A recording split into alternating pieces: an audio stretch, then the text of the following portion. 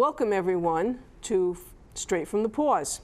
Today we have a very unique show for you. We want to sort of highlight some of the animals that have been coming into the shelter. We will call them exotic animals, and well, let me begin by introducing my co-host Beverly Andrade. Hi. And our administrator. Oh, excuse me, he's director now. Oh, I thought you forgot my name. Administrative director. No, I'll never forget that name. Sorry. Even when I'm in the coffin, I will be saying that name in my head. I know for sure. He's got to come with me, Lord. Casey Ferret, and here he is. Hi, thanks for having me. Oh, it's always a pleasure. We Hey. always enjoy having you guys here. It's great. Any excuse I get to wear this fancy shirt with this nice collar. I know, you That's what like I'm all it. about. Yeah, right. Okay, so welcome everyone again. And so today we do have some very unique animals here today.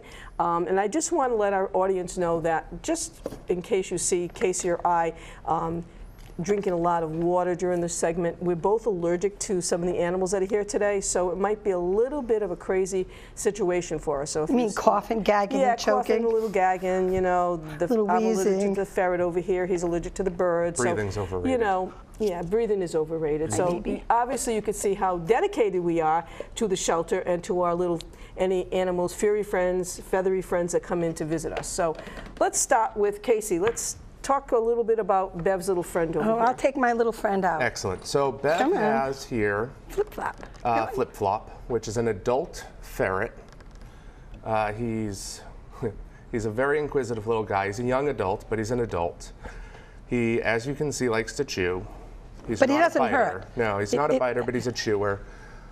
And we thought that it'd be a good idea today to bring some of these animals to show, to give the audience an idea of what is in the city, what's in the South Coast, and what's coming into the shelter. So our little ferret friend here is an example. We last year saw about 77 ferrets enter the building. I didn't realize that. So today, our animals definitely showcase the animals that you don't necessarily think of when you think of an animal shelter. We've done a previous show before where we talked about pocket pets that we had brought into the shelter from the ASPCA. Oop, just spotted himself on TV. And they were hamsters and gerbils, rats and mice. So That we was thought, the road show. Yep, right, correct, the road show with the rodents, yes. But we thought today would be a good chance to show animals that came right from here, right from the South Coast, that were surrendered either to animal control or straight to the shelter, and talk about how different they are, what different needs they have from just the cats and the dogs, and what goes into having to prepare and care and adopt them out. So for Flip-Flop, Beverly's little friend that seems intent on escaping her, Flip-Flop was surrendered to the shelter. They had purchased him as a pet for their kids, and the kids lost interest. Well, that's always sad. Story as old as pets. Yep. And so they brought him into the shelter on his own. A lot of times ferrets will be in pairs because they're very social creatures. People don't realize it, but they actually do require, as Bev is showcasing, they require a lot of interaction, a lot of playtime, a lot of stimulus. So they don't really do well just locked in a cage by themselves. If you're looking for a pet that you're just going to stare at and it's pretty and it's doing its own thing, a ferret's not for you. That unquestionable as Flip-Flop lunges at Beverly from his cage. Oh, I'm telling you, she's just having a great time here. Oh, can't go to her. She's allergic to you. So we've had a lot of success with ferrets, getting them adopted. We've had a lot of success adopting ferret pairs, which is great because, like I said, they like to be in a social situation, and especially when they've been together for so long, we don't want to break them up. Now, what about someone adopting just Flip-Flop by himself? Yeah, he has no partner to He has no play. Right. So he's young, so you could definitely get him a partner. You could find him a partner, so long as you're spending a lot of time with him in the meantime, playing with him, giving him things like this cup. Or your fingers. Or your fingers. He's gonna. He doesn't he's gonna hurt. do okay. He just is like mouth, and he's playing, Yeah. and he thinks I'm a toy. He's young. He's an adult, but he's young, so he's very silly. Very silly. You should see him in there flipping around. So when we get ferrets into the building, they create an issue because, as you might assume, an animal shelter is largely set up for cats and dogs. So when we get the ferrets in, we have to adjust on the fly.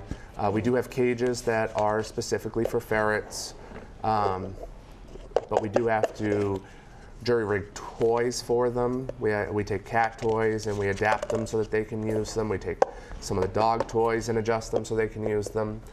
They have very specific odors. Oh, definitely. That ferret people seem okay with, which is why I'm not a ferret person, but thankfully there are ferret people out there. They do require pretty much daily cleaning, but they are litter box trainable. If you just spend a little time, you can train them to go in a litter box, which is very helpful with their odor because you can clean a lot quicker. So when we get them in, they require interaction. So we try and get them time out. We try and get them time in our adoption room where they can play. They can. We have tunnels. Do they need to run? Yes. Yeah. It's an awkward run where they skedaddle. Their back end doesn't seem to know where their front end is going. It's very cute, actually. It's an absolute riot. Want me to turn it frontwards? Go for it. All right. And watch them in here. They're not high maintenance in that they need rabies shots. In Massachusetts, for them to be in Massachusetts before they're even sold or adopted, they have to be spayed or neutered. But otherwise, they're pretty low key. They have a pre-made diet that you can purchase at any pet store or supply store. Life expectancy? They're usually 5 to 7 years. Okay. So you can, and it all depends on the level of care and the life they've had. They're great pets right up into old age. Even when they get old, they yawn a lot more and they like to sleep more, but they're still great pets. So they are more nocturnal. They're technically diurnal, but they are active at night. They enjoy the night. They will be up playing with things. They like to sleep a lot during the day, but more than being nocturnal or otherwise, they are people-oriented. So if you're up and you're willing to interact with them, they'll wake up, they'll get up, they'll go straight to play mode. Well, I have a question. You mentioned they have to be spayed or neutered. Do just ordinary vets do that, or do we have to have specialists? It's usually not an issue because in order to be imported into Massachusetts specifically, they have to, before import, be spayed or neutered. The ferrets were outlawed in Massachusetts 1,000 years ago in like the 80s. And because they were considered a rabies vector species. So there was a concern about ferrets spreading disease, specifically spreading rabies. But they adapted the rabies vaccine for ferrets, which is why they're supposed to be kept up to date with their rabies shot once a year. And they mandated the spay and neutering so that people weren't breeding them excessively and then having this multitude of rabies vector species roaming wild. Okay. All right. Well, that's good to know. I mean, because you just got to spay and neuter them, then they're not going to be able to reproduce. And they find these as strays sometimes. Yes, And like roaming around in a park all by themselves. It's like insane. They're very adaptive. The cold weather is too much on them, but they're very adaptive. The spring, summer, and fall, they can easily live outside. They figure out what to do. A lot of times, they're not exactly the most advanced hunter species, so a lot of times they'll find cat colonies and they'll get into the cat food that the cat colonies are eating. So they're not vegetarians, so No, they need to eat grain and, grain is vegetarian, right? You can buy the pre-made diet at the store in a bag, just like you do cat food or dog food. Well, they're a lot of fun, but you don't necessarily think of your corner animal shelter having 80 ferrets in a year.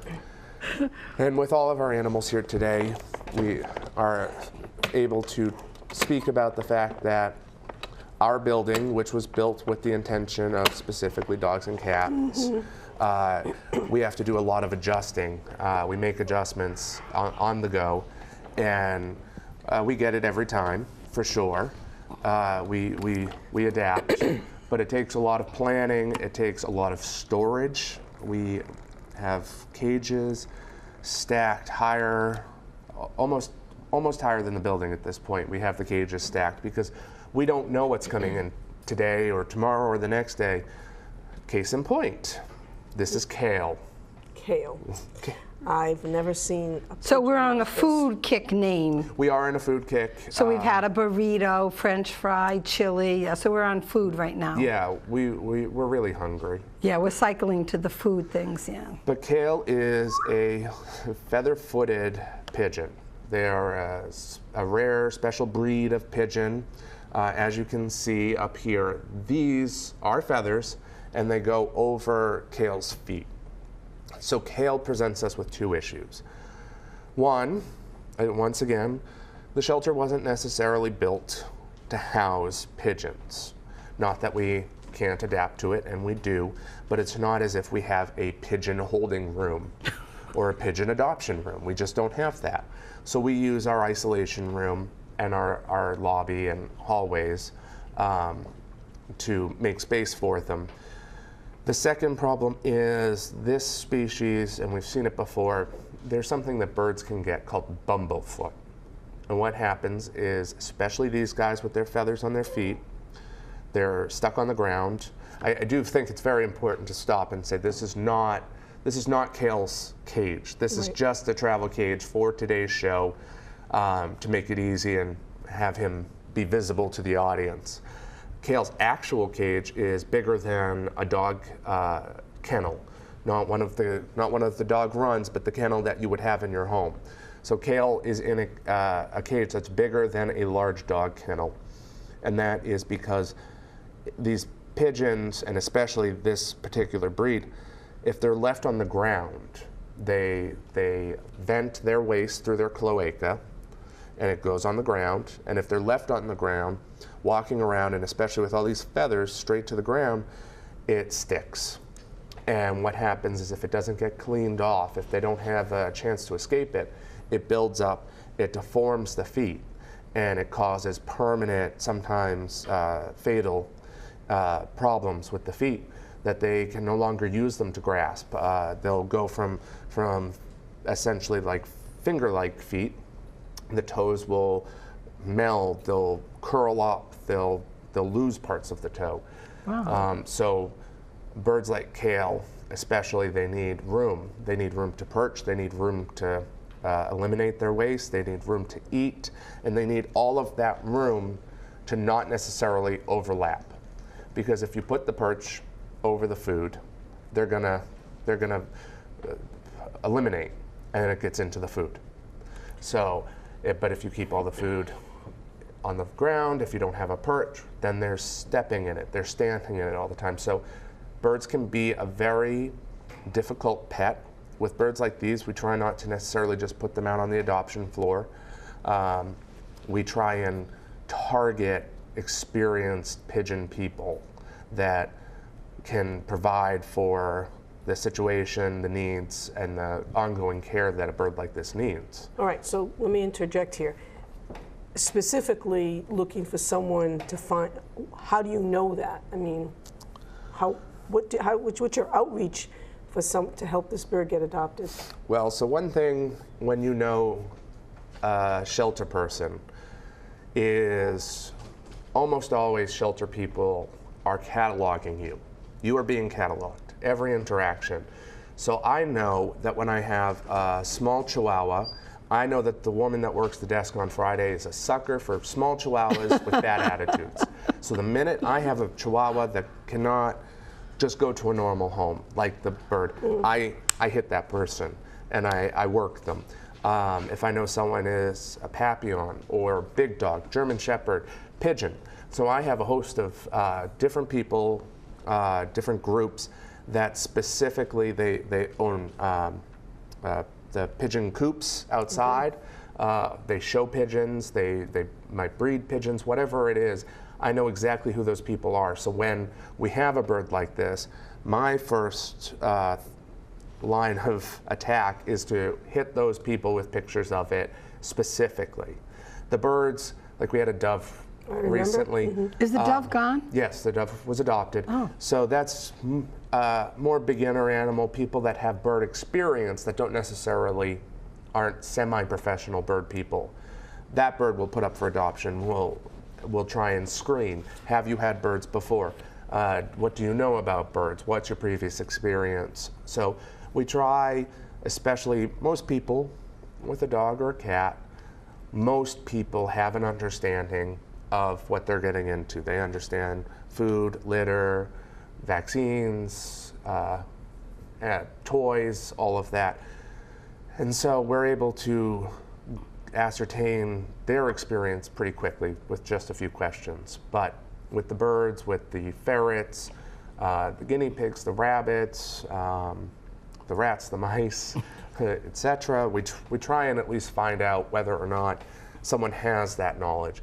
If they don't, but they're willing to do the work, they're willing to do the research, they're receptive, we'll try and educate them, we'll talk them through it. We will try and encourage them to go to the store first and see how much cages cost, because cages are expensive. This is a tiny cage, and this is about a $40 cage. Well, Is this animal a stray or a surrender? This animal is a stray.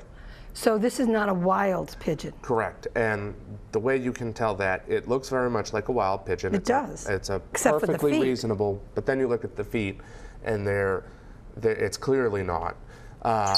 it's got some pretty colors on it, too. Yes, at the top. the pigeons are very much underrated. I understand that they're flying rats in most people's minds, but they're pretty.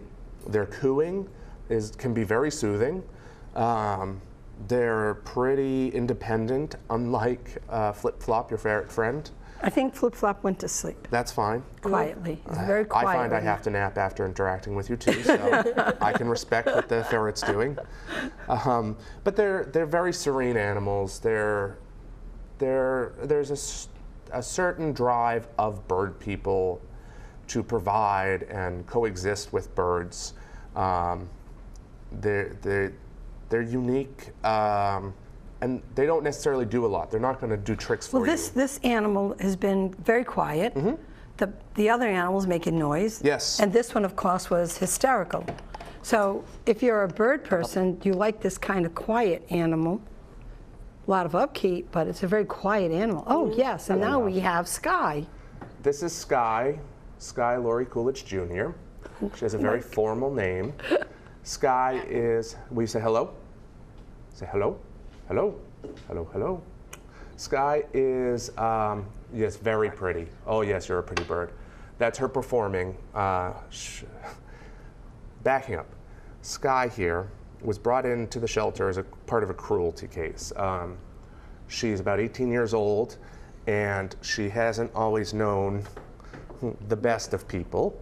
So she's very timid. She's very unsure. For instance, if she can see Gale, if she can see Gale or Beverly, you'll see she's puffed up. You can see in her neck. She's puffed up. It's because She doesn't know us. she doesn't trust you yet. And at the shelter, when I brought a dog into the room that she was in, boy, did she scream. If she gets scared, you can see her, she's still puffing because she's still unsure. She Yeah. also hasn't met Kale before. But once you get to know Sky, good girl, she's a very loving, very affectionate bird. She will do tricks. She will, ready? She is, look at that. She'll preen your face whether or not you And she want her climbed to. up your leg the other day. You told us she walked on the floor. So I've been fostering Sky so far because, like I said, she came in as a cruelty case, and she's terrified of women, especially in kids. But no accounting for taste. She seems to adore me. No. Yeah, we could go on and on Do a about that. psychological on the So bird. look, if we're gonna get a group break, get my wife in. Find out what's wrong with her too. Hey. Just saying bad choices. So Sky, as you can see, once she trusts you, she likes to cuddle up. Can you?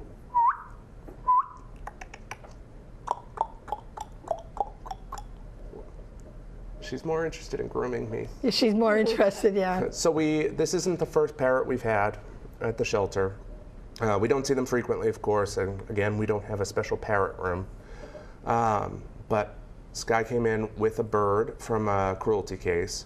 Fun side fact on that, Sky meows. She lived with a cat, and Oh, wow. as I understand it, in very unsafe, unkind conditions. And so because her only real companion of consistency was a cat, she meows. She also mocks my wife. So she'll mimic her and mock her. And she's even learned, because I'm so allergic to her, I cough a lot around her. She mimics I've the heard that. cough. So this animal, just like I was saying with the ferret, hyper intelligent. The needs are above and beyond just ordinary day-to-day care. And we see this with a lot of the animals that we get now. We, last year, I think, took something like over 1,200 animals in. And I that know. broke down Yikes. to so many different species, so many different types of animals, reptiles, cats and dogs, of course, and smaller pets. Not to mention goats and pigs. Yep, exactly. So you see an animal like her. Will you up? Oh, no, you want to be pet. So you see an animal like her. She's not huge. I think she's actually smaller than this pigeon if we put them side by side. But she has 3 cages currently. She has a cage in my office. She has a cage in my 3-season porch. And she has a cage in my kitchen. Oh, geez. The cage in my sun porch is about 6 feet tall. Oh. Yes, it's massive. The one in my kitchen is also about 6 feet tall, but that's because it has a playground on the top of it. It's built with a playground that she is out on. And then the cage in my office is a little smaller, but she spends her time perched on top of it. So if she gets adopted, do the cages go with her? Not necessarily, and most animal shelters will not just give you the cage when you adopt. They have to purchase the cage. An exotic animal. So that's why I say, for us as a shelter, we have to keep and store things that you wouldn't think of. We have to have bird seed on hand just in case we get a bird. We have to try and keep it fresh. She needs a variety of food, not just seeds. She needs fresh fruits and vegetables. She needs fresh water. She needs baths. Have you ever considered how you have to bathe? How do you bathe? Well, You just give her the water, right? And she takes care of it. it depends on the bird. Some birds will just jump right into a bath. Some birds will stand in the shower with their owner. She's a little sensitive, so I found that my bonsai mister, she'll stand there while I mist her with the bonsai, like as if it were actually raining outside. So it depends. So there's a mister, a cage, toys. They're, like I said, they're hyper intelligent. They'll learn words, they'll learn commands, and they require a lot of time out of the cage. They're estimated to need 4 hours of human contact a day. Like what you're doing right now. Exactly, yes. Following you around. And I know that you said in your house, she just walks around the kitchen and walks around, looks for you. Yes, well, what happens is the cage is built with a way to try and prevent them, but she's very crazy there. she's a little needy, Yeah. so she will figure her way out down to the floor and she'll chase me, which is why, again, they're not necessarily a cat, which you live with a cat. It's the cat's house and you live in it. With a bird, you need to be aware. If she hops down from there and I don't know she's hopped down and she gets into a wire, she gets into a food that's toxic to her, she eats one of the kids' toys, that can be fatal to her. So at all times I have to be aware. I vacuum around her cages twice a day. She needs fresh seeds, whether or not she's eaten them, every day. So we have very well-fed wild birds near our house because they get her leftovers. So with all of these animals, and then I'll kick it back to Gail because I'm sick of the sound of my voice. Well, I was just intrigued. So. They're very unique. They're very unusual. Some people get engaged with these animals because they need that. They need what's odd, what's unusual. They need that. But not because they have a love for the animal, but because it's weird, because it makes them different. But these animals have needs that are very particular to their species, to their personality, and you have to think these things through. And as an animal shelter, we have to be prepared for all of this. We have to be prepared for when the animal control officer walks in with a feisty African gray that hates women. I would like to add, too, the animal control officers have been walking in with wildlife. And because now you've gotten a wildlife certificate. Yes, I have a background in wildlife. So now when they come in, I think we've seen a red-tailed hawk, and we've seen a falcon, we've seen skunks, we've seen owls. So you are able to transport these animals to the wildlife centers throughout New England. Yes, so we end up just working as an intermediary, which is we make sure that the animal's alive, we check its health, and then we transport it on to the licensed professionals. Correct. So that's what we're doing besides all of these strange species. Yes, which My is a ferret whole, little flip-flops asleep, whole quiet different set down of there. cages for the wildlife too. Right, so that's what we're doing besides all of this. So we are extremely busy at Forever Paws Animal Shelter. Yeah. And I have to say, as the treasurer of the shelter, I'm always on Mr. Ferret's case over here to keep the cost down. But you can see with all of these animals coming in, we can't keep the cost down. I see that he has to go buy bird food, he has to buy new cages. So it's very expensive keeping an animal shelter running. So think about Forever Paws, you know, when you're thinking about maybe making out your wills, or you have an extra few bucks that you'd like to share. Or you have an unusual cage or supplies that you would like to donate that you no longer have use for. Absolutely. We really, you know, appreciate all that, because we really need the support, and we, you know, it's been 1 year, here goes my voice, over 1,000 animals in the shelter. And I just think that you've done a great job with getting all these animals in. When we go in, we never know who's going to be there. Right, and so Gail's losing her voice because she's allergic to these birds, so I guess I will do the sign off. Thank you, everyone, and please come down to Forever Paws Animal Shelter at 300 Linwood Street and visit our crazy place. Thank you.